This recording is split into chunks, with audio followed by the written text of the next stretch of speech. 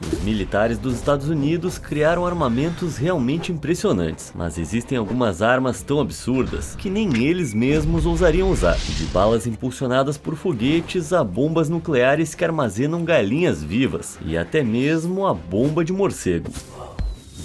Algumas tecnologias militares não são usadas só para batalhas, elas também podem ser projetadas para controlar multidões violentas. Mas em 2002, a Força Aérea dos Estados Unidos e o Departamento de Defesa elevaram o nível da controvérsia ao financiar o sistema de negação ativo. Essa tecnologia maluca dispara ondas eletromagnéticas de alta frequência contra multidões, viajando na velocidade da luz e alcançando distâncias equivalentes a mais de 7 campos de futebol americano. Quando essas ondas invisíveis atingem a pele, elas liberam uma onda de calor que penetra cerca de 0,4 milímetros. Pode não parecer muita coisa, mas vai por mim, isso dói. A maioria descreve a sensação como se fosse um forno ou uma grelha quente que tivesse sido aberta.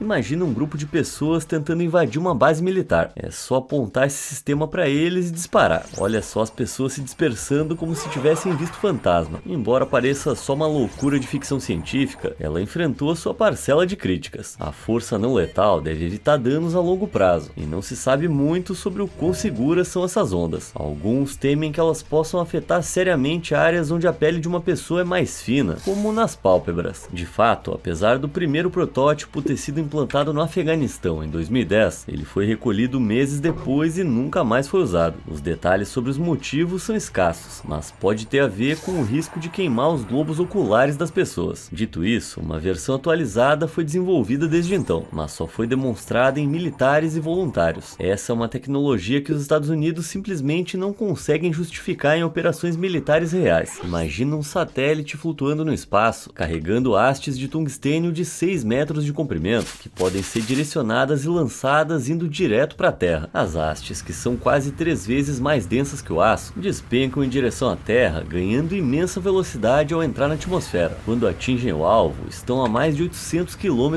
por hora. No impacto, a explosão cinética seria poderosa o suficiente para arrasar cidades e perfurar centenas de metros de terra, sem propulsão e sem explosivos, apenas a boa e velha gravidade. Esse é o bombardeio cinético, um conceito que capturou a imaginação de todos durante a Guerra Fria. Pensa numa bomba nuclear sem a precipitação radioativa. Tá, mas por que ninguém construiu uma ainda? Bom, em primeiro lugar, lançar todo esse metal no espaço é extremamente caro. Estamos falando de potencialmente 230 milhões de dólares por haste. E também violaria o Tratado do Espaço Exterior de 1967, que proíbe a colocação de armas de destruição em massa no espaço. Mas o maior motivo de todos é que elas podem realmente ser ineficazes. E aqui está o ponto crucial. Um estudo de 2023 descobriu que um bombardeio cinético teria um impacto sísmico que mal registraria 2,5 na escala Richter. Em outras palavras, tão fraco que a maioria das pessoas nem ia perceber. Apesar da velocidade das hastes, apenas uma pequena fração dessa energia cinética ia ser convertida em energia sísmica, a responsável pelos terremotos, ou seja, não exatamente a explosão destruidora de cidades que foi prometida. Tá, mas isso significa que a ideia toda é um fracasso? Não exatamente. Pesquisadores disseram que uma haste ainda maior e mais pesada poderia aumentar consideravelmente o poder destrutivo, mas hastes mais pesadas também significam custos de produção e transporte ainda maiores. Portanto, não espera ver nenhum país lançando essas hastes tão cedo. A Guerra Fria foi um terreno fértil para a inovação no mundo do armamento, algumas brilhantes, já outras bem insignificantes, tipo uma arma com galinhas de verdade, na década de 1950, com o aumento das tensões entre os Estados Unidos e os países apoiados pelos soviéticos. O Reino Unido estava particularmente nervoso sobre o que fazer se os russos começassem a tomar território de seus aliados. Assim começou o projeto Pavão Azul. A ideia era projetar uma mina terrestre como nenhuma outra, uma mina com uma bomba nuclear dentro, e plantá-las em pontos estratégicos em solo britânico. O plano era que se os soviéticos invadissem e pisassem na mina, isso ia desencadear uma contagem regressiva de 8 dias. Então, enquanto o inimigo estivesse ocupando ocupado construindo bunkers e linhas de suprimento.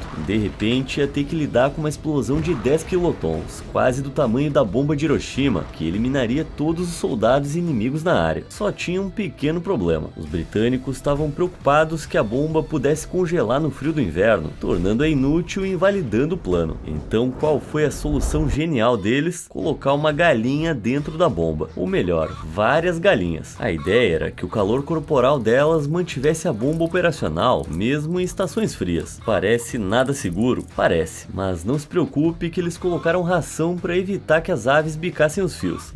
Sei não me parece um exemplo de plano infalível. Mesmo assim, as galinhas não tiveram nada a ver com o abandono do plano. Na verdade, ele progrediu a ponto de 2 protótipos serem construídos. Só que no final, os britânicos decidiram que as possíveis consequências de explodir uma enorme bomba nuclear no seu próprio território acabariam não valendo o incômodo. E não é de surpreender que nenhuma outra nação adotou essa ideia depois. Mas se você achou isso loucura, se prepara porque não é o único bombardeio com aves que eu tenho para você. Na Segunda Guerra Mundial, a Marinha dos Estados Unidos estava procurando uma forma de destruir os enormes navios de guerra alemães da classe Bismarck e precisava de um sistema de orientação de mísseis mais preciso para isso. Eis que surge o professor de Harvard, Burroughs Frederick Skinner, com uma ideia verdadeiramente ousada. E se os mísseis fossem guiados por pombos? Sim, pombos. Parece loucura, né? Tanta loucura que pode funcionar. Skinner recebeu uma verba de $25 mil do Comitê Nacional de Pesquisa de Defesa e começou a treinar as aves. O processo era simples. 3 pombos treinados foram presos na ogiva de um míssil com pequenas telas à sua frente. Cada tela mostrava a área do alvo e os pássaros eram treinados para bicá-lo. Como os bicos dos pássaros tinham eletrodos conectados e as telas eram feitas de um material condutor, qualquer que fosse a direção em que os pássaros bicassem, enviariam sinais elétricos para as asas da bomba e mudariam a trajetória de voo. Assim, se o alvo estivesse no centro, os pombos batiam no centro da tela e o míssil seguia em frente. Se o alvo estivesse à esquerda ou à direita, eles bicavam para a esquerda ou direita e o míssil mudava de curso respectivamente. Cada pombo foi rigorosamente treinado usando o condicionamento operante, onde certas ações são associadas a uma recompensa. Nesse caso, tocar no alvo nas telas recompensava os pombos com alpiste. Mas por que usar 3? Bom, se um perdesse o foco ou cometesse um erro, os outros 2 poderiam compensar, superando qualquer falha grave. E os pombos também iam pegando o jeito. Esses trios na cabine conseguiam atingir seus alvos com precisão após pouco tempo de treinamento, completando vários testes mantendo o míssil na trajetória certa. Em pouco tempo eles seriam os melhores atiradores do país. Mas então, do nada, o projeto foi cancelado em 8 de outubro de 1944. Ué, por quê? Talvez tenham concluído que um radar era um investimento melhor. É claro que Skinner não ficou nada feliz. Só consigo imaginar que depois da guerra ele usou essa genialidade peculiar para se tornar o maior super vilão do mundo. Quando a pólvora foi usada pela primeira vez no século X, foi algo revolucionário para a guerra. E agora podemos estar à beira de uma mudança sísmica ainda maior. Conheça o canhão eletromagnético. Em termos simples, é uma arma movida a eletricidade que usa um poderoso campo eletromagnético para lançar projéteis com velocidade e potência inimagináveis. Enquanto projéteis movidos a pólvora podem atingir uma distância respeitável de 19 km,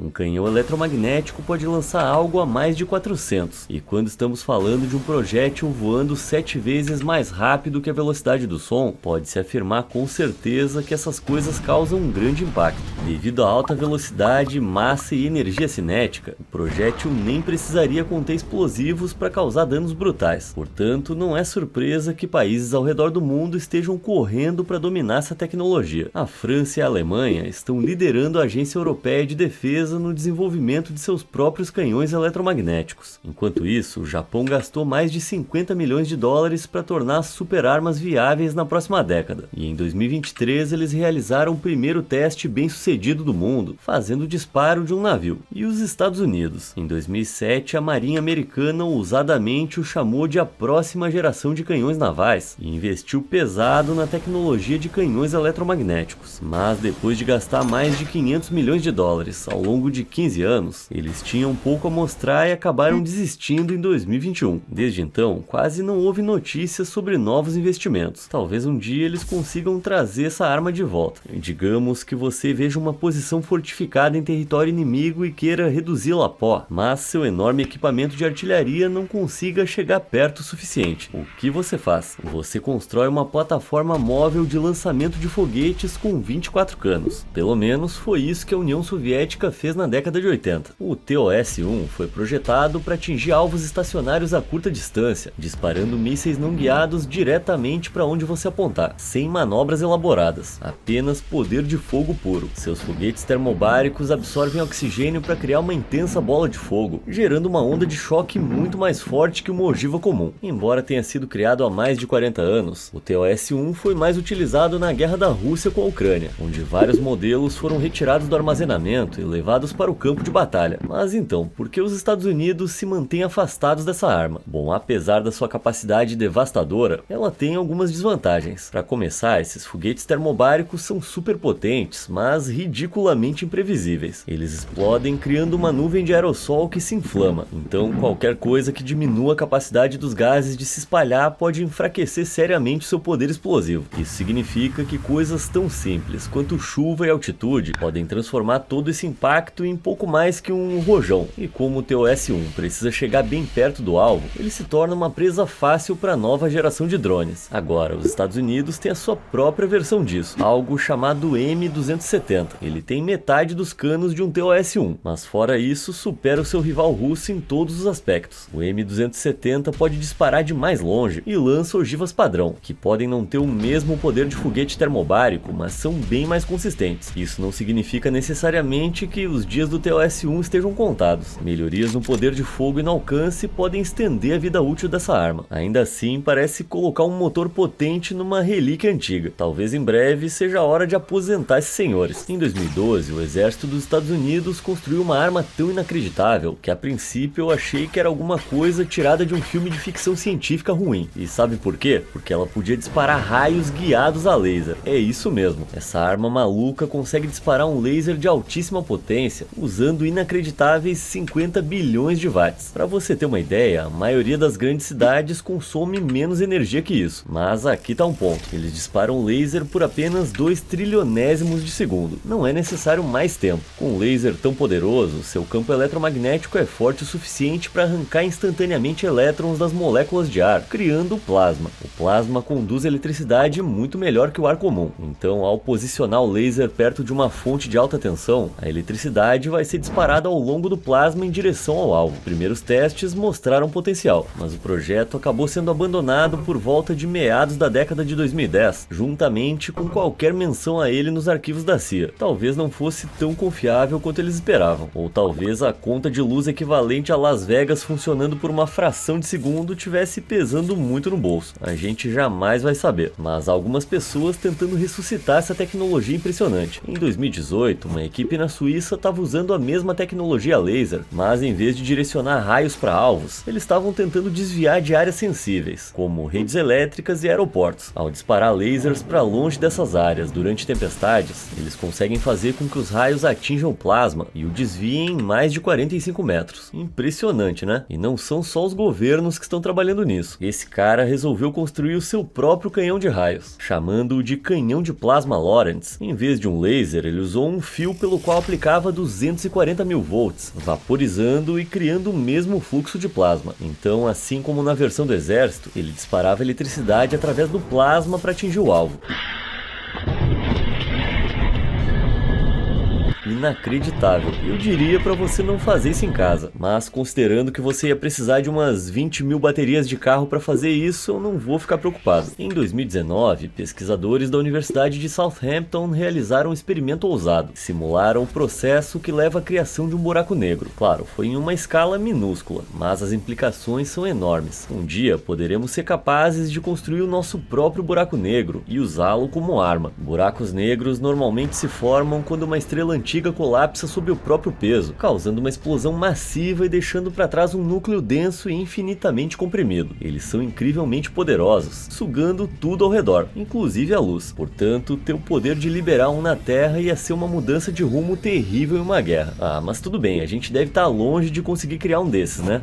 Será mesmo? Em 2025, o diretor do Escritório de Política Científica e Tecnológica revelou que os Estados Unidos atualmente têm a capacidade de manipular o tempo e o espaço. Agora, a menos que eles tenham construído uma TARDIS, tem uma coisa que a gente sabe que desacelera o tempo quanto mais perto você chega: um buraco negro. Será que em breve a gente vai ver tropas lançando granadas que abrem um buraco na realidade que conhecemos? Provavelmente não. Alguns suspeitam que essa afirmação ousada estava, na verdade, se referindo a avanços na computação com IA. Ou então, sabe como é, né? Pode ter sido só uma mentira descarada. Além disso, mesmo que a gente pudesse replicar as etapas para criar um buraco negro de verdade, ele ia ser tão pequeno e fraco que não representaria nenhuma ameaça. Mas e se a gente pudesse aproveitar a energia bruta de um buraco negro natural? Imagina isso: alienígenas de outra galáxia finalmente fazem contato com a gente e eles são bem cruéis. A gente entra em guerra com eles e avista um buraco negro perto do seu planeta natal. A gente poderia hipoteticamente super energizar esse buraco, cercando com um enorme sistema de espelhos e projetando luz em seu interior. A luz seria amplificada pela energia rotacional do buraco, ricocheteando na parede espelhada e sendo refletida repetidamente, amplificando a sua energia de maneira indefinida, até que o buraco negro ficasse tão carregado que se tornasse instável e explodisse, destruindo tudo em seu caminho. Uma experiência tão incrível quanto aterrorizante. Felizmente, a tecnologia para criar uma bomba dessas ainda está muito distante, e eu espero que essa história dos alienígenas também esteja. Você pode presumir que a guerra é uma anarquia sem regras, mas pelo menos no papel, existem todos os tipos de regras que os países concordaram em seguir. Lá em 1899, na primeira Conferência de Paz de Haia, vários países, incluindo China, Alemanha e França, proibiram oficialmente algo chamado balas Dum-Dum. E não, elas não são tão divertidas quanto esse nome sugere. Imagina uma bala normal, ela é projetada para atravessar o seu alvo, certo? Agora pegue essa bala e lixe a ponta. Isso a enfraquece, dividindo-a em vários pedaços no impacto, que se expandem para fora, causando danos internos muito piores e tornando quase impossível removê-la. Algo completamente brutal. Não é de surpreender que foi considerado algo desumano. E embora os Estados Unidos não tenham concordado com a proibição em 1899, assinaram um acordo em 1907 para parar de usar projéteis assim para causar sofrimento desnecessário. Até hoje, as balas Dum-Dum são proibidas para uso militar sob o direito internacional. Mas essa não foi a primeira vez que países proibiram certos tipos de bala. Lá em 1675, a França e a Alemanha assinaram um acordo proibindo balas envenenadas, essencialmente projéteis carregados com arsênico e enxofre, que explodiam ao impacto, liberando gases tóxicos que envenenavam qualquer pessoa que os inalasse. É um dos primeiros exemplos de guerra química. Bem mais tarde, em 1997, os Estados Unidos e outros 86 países assinaram a Convenção sobre Armas Químicas, que proíbe a produção, o armazenamento e o uso dessas armas. Os Estados Unidos terminaram de destruir seus estoques em 2023. Pelo menos uma vez na vida, todo mundo consegue concordar em alguma coisa. Na década de 1960, durante o auge da corrida espacial, o governo dos Estados Unidos teve uma ideia bem ousada: e se houvesse um tiroteio no espaço? As armas de fogo convencionais funcionam inflamando a pólvora dentro da bala. A explosão resultante a lança para fora do cano, mas no espaço não tem oxigênio para inflamar e facilitar a explosão. Então, como é que uma arma poderia funcionar? Dessa estranha pergunta nasceu a Gyrojet. Essa pistola única disparava balas movidas a foguete, cheias de combustível sólido, que podiam inflamar com segurança mesmo no vácuo do espaço, lançando fogo continuamente por pequenas aberturas na sua parte traseira. Ao contrário de uma pistola tradicional, a arma tinha o cão na frente e não atrás, o que significava que a bala era empurrada para trás contra um pino de disparo quando o gatilho era puxado, inflamando o combustível do foguete dentro dela. O cano tinha até aberturas para a saída dos gases da combustão quando o disparo era feito, o que significava menos recuo e um tiro mais estável. Mas a arma tinha alguns grandes problemas. Para começar, ao contrário de uma bala normal, que tem a sua potência máxima logo após sair da arma, essas balas aqui saíam em baixa velocidade. Isso porque a velocidade terminal dos foguetes só é atingida depois que todo o combustível é queimado. Esse início lento significava que a cerca de 3 metros, as balas eram praticamente inúteis, um alcance que ironicamente é o ideal para qualquer pistola normal. Além disso, a arma era pouco confiável e muitas balas com defeito simplesmente caíam no chão, o que no calor da batalha não é nada bom. Embora protótipos de pistolas e rifles tenham sido fabricados, essas armas preparadas para o espaço foram um desastre tão grande que nunca entraram em combate. E aqui está o ponto crucial: descobriu-se que armas normais funcionam no espaço. As balas carregam seu próprio agente oxidante, então disparam perfeitamente sem oxigênio externo. Ou seja, para que todo esse trabalho? Totalmente desnecessário. Mesmo assim, não dá para deixar de imaginar astronautas disparando balas de foguete na Lua. Imagina a loucura que ia ser. Em julho de 2008, uma conferência global sobre riscos catastróficos revelou que uma arma terrível tinha uma chance em 20 de exterminar toda a vida na Terra até 2100. E não são armas nucleares, nem um vírus mortal. Bem-vindo ao mundo aterrorizante das nanoarmas. Mas primeiro temos que saber sobre nanotecnologia, o estudo e o controle da matéria em uma escala impressionantemente pequena, até um único nanômetro. Para contextualizar, um fio de cabelo humano tem cerca de 80 mil nanômetros de largura. Sim, é dessa escala que a gente está falando. E com o desenvolvimento dessa tecnologia, existe o potencial de criar minúsculos nanorobôs, capazes de tudo,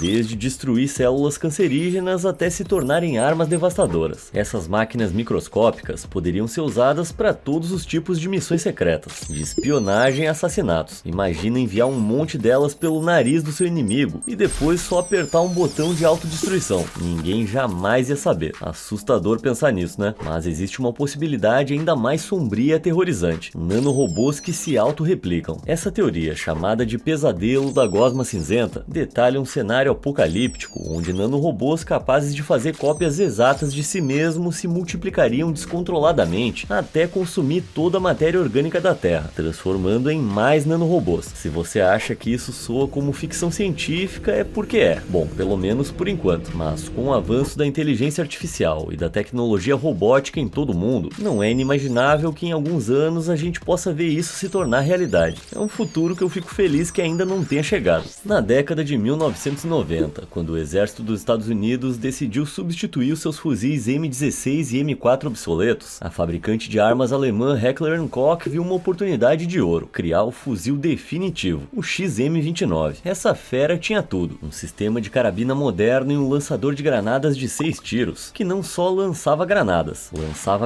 de última geração, que podiam explodir a distâncias específicas pré-programadas. Imagina um inimigo escondido atrás de uma árvore. Bom, em vez de tentar em vão lançá-la diretamente por trás, você poderia programar a granada para detonar assim que passasse, atingindo a pessoa de frente. Aí tinha uma mira montada no lançador, que contava com luneta assistida por computador, telêmetros a laser e visão térmica. Se você pudesse colocar um ultra silenciador, teria o melhor super rifle do mundo. Mas apesar de todo esse poder, a produção do XM29 foi cancelada em 2004. Mas por quê? Aparentemente, ele era grande e volumoso demais para o campo de batalha, e o sofisticado lançador de granadas e a luneta o tornavam caro demais para ser produzido em massa. Então o projeto foi descartado. Moral da história: se você tentar ser um faz-tudo, pode acabar não sendo mestre em nada. E se a gente pudesse aproveitar o poder destrutivo de um material invisível que existe desde o Big Bang? Tô falando de partículas elusivas e de poder incalculável, conhecidas como antimatéria. Tudo no universo é feito de matéria, seja ela carregada positivamente, negativamente ou neutra. A antimatéria também é carregada, só que de forma oposta à sua contraparte de matéria. Por exemplo, um elétron carregado negativamente tem uma contraparte de antimatéria carregada positivamente, chamada positron. E se os dois colidirem, eles se aniquilam. Apesar de existir há mais de 15 bilhões de anos, há surpreendentemente pouca antimatéria ao nosso redor. Mas isso está mudando. Em 1995, cientistas da Organização Europeia para a Pesquisa Nuclear em Genebra criaram a primeira antimatéria produzida pelo homem usando o Grande Colisor de Hadrons. E embora não tenham produzido muita, isso estabelece um precedente para possíveis usos futuros. E há muitas possibilidades. Quando matéria e antimatéria colidem, elas não apenas se destroem mutuamente, elas geram uma enorme explosão de energia. Alguns acreditam que isso poderia levar uma fonte de energia limpa para tudo, desde o fornecimento de energia para cidades até viagens espaciais. Mas e se em vez disso a gente transformasse em arma? Menos de uma colher de chá de antimatéria pode liberar a mesma energia que uma bomba nuclear. Isso é um poder de fogo bem considerável. Mas há outra ideia. Embora as partículas de matéria e antimatéria se destruam mutuamente, quando os elétrons encontram as suas antipartículas, eles se combinam por 150 nanosegundos para criar um átomo de positrônium. Agora, sozinho, um átomo de positrônium não consegue fazer muita coisa e explode quase imediatamente. Mas ao forçar vários átomos de positrônium a se unirem ao mesmo tempo, é teoricamente possível que eles se combinem para criar um superátomo, que teria tanta energia que poderia alimentar lasers de raios gama 1 milhão de vezes mais potentes do que qualquer coisa que temos hoje. Estamos falando de energia no nível da Estrela da Morte. Mas então, quanta antimatéria produzimos? Bem, desde os anos 90, apenas 10 bilionésimos de grama. Em outras palavras, muito menos que uma colher de chá. Além disso, produzir essa substância é caro. Para produzir o suficiente para uma explosão decente, ia custar cerca de de $1 trilhão. Em 2004, um oficial da Força Aérea dos Estados Unidos deixou escapar que estavam gastando milhões em pesquisas sobre antimatéria para uso militar, mas desde então nada aconteceu. Talvez tenham visto o preço de $1 trilhão e concluído que não valia a pena o esforço. Armas de raio. Isso é ficção científica, certo? Bom, na verdade, temos armas a laser reais há muito mais tempo do que você imagina. Conheça o rifle de resposta pessoal de parada e estimulação, ou phaser, como é chamado na sigla em inglês. Parecendo algo que saiu diretamente de Halo, esse rifle a laser não letal foi desenvolvido pelo Laboratório de Pesquisa da Força Aérea em 2005. Disparando raios de luz invisíveis, ele foi projetado para ofuscar alvos inimigos com seu feixe desorientador. Imagina que um grupo desconhecido de pessoas esteja se dirigindo a uma base militar. Em vez de recorrer à força letal, é só usar um desses dispositivos para cegá-los, neutralizando a ameaça por tempo suficiente para que você possa prendê-los. Agora, o único problema é que, apesar de não ser letal, pode ser ilegal. Uma década antes, as Nações Unidas adotaram um protocolo que proíbe armas a laser que causam cegueira, ao qual os Estados Unidos concordaram em 1998. Só que os americanos alegam que o rifle phaser não infringe essa regra, porque não causa danos oculares permanentes. Mesmo assim, a linha entre a visão temporariamente prejudicada e a cegueira total é muito tênue. Desde que foi apresentada há 2 décadas, não ouvimos mais nada sobre essa arma, então talvez a preocupação fosse mais justificada do que deixaram transparecer de início. Quem sabe, talvez a gente veja um modelo refinado do phaser em breve, ou não. Além disso, há um novo laser no mercado. Em 2022, o primeiro laser móvel de alta energia foi liberado para uso em combate, também conhecido como o Hell, como se esse aqui não fosse nada ameaçador. Ao contrário do phaser, o Hell é montado em veículos e possui lasers de 50 kW projetados para incinerar drones e mísseis, derrubando-os do céu. Mas apesar da sua capacidade destrutiva, não há leis que proíbam disparar uma arma dessas contra uma pessoa em combate. E se você fizesse isso, bom, ia ser algo terrível. Tô falando de uma dor súbita e intensa, concentrada em uma parte do corpo, que poderia te queimar por completo. Como é que um laser ocular não letal é proibido, mas um raio da morte flamejante é permitido? Não consigo entender qual é a lógica. Até a data desse vídeo, apenas 2 ogivas nucleares foram usadas em combate, mas o sistema de armas nucleares super letal M28 Davy Crockett quase elevou esse número para 2 dígitos. Entrando em serviço no início dos anos 60, o Davy Crockett foi a maneira que o exército dos Estados Unidos encontrou para pegar o poder destrutivo de uma bomba nuclear e convertê-lo na mãe de todas as armas de infantaria, capaz de disparar uma bomba atômica M388 de 34 kg, a mais de 1,6 km de distância. Esse sistema podia ser implantado em qualquer lugar em apenas alguns minutos. Após o lançamento, aletas se projetavam da bomba, ajudando a estabilizar o seu voo antes da detonação sobre o alvo. O poder dessas bombas é equivalente a 10 a 20 toneladas de TNT. Embora isso represente menos de 1% do poder da bomba lançada sobre Hiroshima, ainda seria mais que suficiente para destruir vários prédios. Isso sem falar na radiação que ia começar a cair sobre toda a área. Além disso, o que perdia em poder de fogo era mais do que compensado pela portabilidade. Precisando de uma equipe de apenas 3 homens para operar, essas bombas podiam ser lançadas de um tripé ou da carroceria de um Jeep. Em pouco tempo, unidades Davy Crockett foram implantadas em todo o mundo, incluindo a Alemanha, Guam, Havaí, Okinawa e Coreia do Sul. Mas com o início do degelo da Guerra Fria, o exército começou a retirar gradualmente essas mini-ogivas, aposentando a última delas em 1971. Agora, o único lugar onde você vai ver esses bustos atômicos é em museus pelos Estados Unidos. Pelo menos assim eu espero. Com tantos por aí, qual é a probabilidade de um se perder durante o transporte? Quando você era criança, já brincou com aquelas bazucas de ar? Tá, agora imagina isso, mas em uma escala absurda. O canhão de vento do exército alemão era uma arma gigante projetada para disparar ar comprimido contra aviões inimigos e derrubá-los. Inventado durante a Segunda Guerra Mundial, o canhão de vento consistia em misturar hidrogênio e oxigênio para criar uma explosão de vapor de água e ar, que disparava como uma bala e quebrava tábuas de madeira a mais de 180 metros de distância. Nada mal, mas como é que isso ia se comportar contra um avião de metal de verdade? Após alguns testes bem-sucedidos em alvos terrestres, o canhão foi instalado em uma ponte sobre o rio Elba, com a confiança de que derrubaria aviões. Só que as coisas não saíram exatamente como esperado. Descobriu-se que tentar atingir uma aeronave voando a centenas de quilômetros por hora, a milhares de metros de altura, é bem mais difícil do que acertar algumas tábuas de madeira a algumas centenas de metros de distância. Sem mencionar que a potência do ar comprimido se dissipava muito antes de atingir um avião. Após um teste desastroso, o canhão de vento foi abandonado para sempre. Mas a Alemanha não é o único país a experimentar armas de explosão aérea. Na década de 1970, os Estados Unidos estavam desenvolvendo uma máquina movida a vento para controle de multidões. Mais uma vez, parece que essa pesquisa não levou a lugar nenhum. Talvez tenham pensado que mandar manifestantes a 6 metros de altura não fosse a melhor forma de desacelerar essa situação. Uma questão que surge repetidamente em batalhas é a necessidade interminável de mais matéria-prima. Canhões precisam de balas para fazer quase tudo. Então, por que ninguém considerou usar o poder bruto e ilimitado do Sol? Bom, curiosamente já consideraram. Lá por 212 a.C.,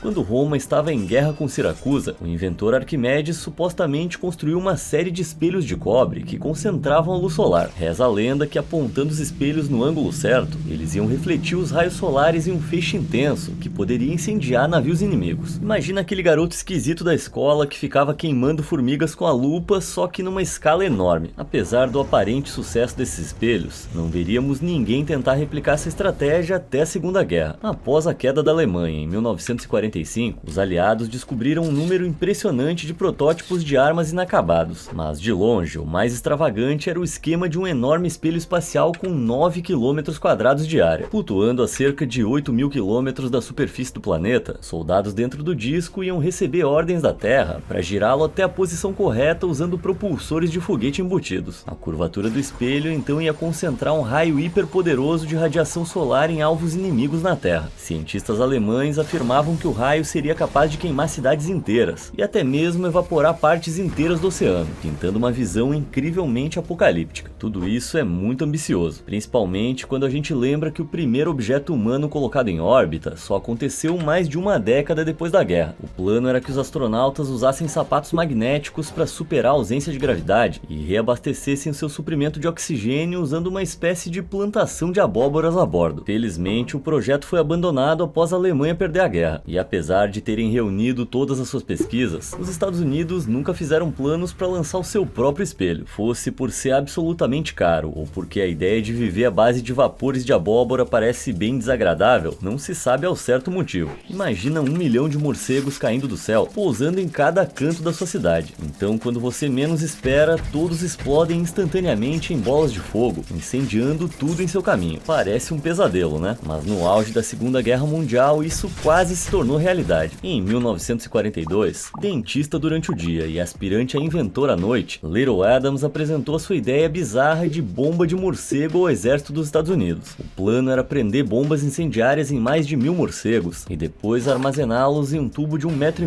de comprimento e soltar sobre o Japão. Depois de soltos, os morcegos iam se espalhar pelas aldeias e explodir em um mar de fogo. Enquanto os ataques incendiários aéreos comuns podem produzir cerca de 400 incêndios no solo, Little acreditava que a sua invenção poderia fazer esse número chegar a 5.000. Embora pareça uma ideia tirada do diário de um cientista maluco, o presidente Roosevelt viu o potencial e aprovou pessoalmente o projeto. Milhares de morcegos de cauda livre foram enviados do Novo México para a Califórnia para testes, mas como era de se esperar, as coisas não correram bem. O primeiro obstáculo foi descobrir como manter os morcegos calmos durante o transporte até o local do bombardeio. A solução foi resfriar a temperatura dos containers para induzir os animais à hibernação. A ideia era que eles entrariam em ação assim que fossem libertados, prontos para pegar o alvo de surpresa. Mas quando chegou a hora do primeiro teste, usando bombas falsas e não inflamáveis, a maioria deles não acordou, caindo direto no chão, e os poucos que acordaram simplesmente voaram em direções aleatórias. Um começo nada bom, mas as coisas pioraram ainda mais. Durante outro teste, 6 morcegos carregados com bombas escaparam e incendiaram um novo aeródromo auxiliar de Carlsbad, no Novo México. Pelo lado positivo, isso serviu para provar que o conceito não funcionava. Em dezembro de 1943, Little havia resolvido os problemas e realizado vários incêndios bem-sucedidos. Em meados de 1944, o projeto estava pronto para o combate, mas aí outra bomba roubou a cena. Enquanto Little aperfeiçoava suas bombas de morcego, a primeira bomba atômica estava sendo testada ao sul de Los Alamos. O poder descomunal dessas bombas nucleares fez o projeto de Little parecer um experimentozinho de feira de ciências. A guerra terminou em 1945, depois que o Japão foi atingido por 2 bombas atômicas. Enquanto isso, as bombas de morcego de Little nunca foram usadas.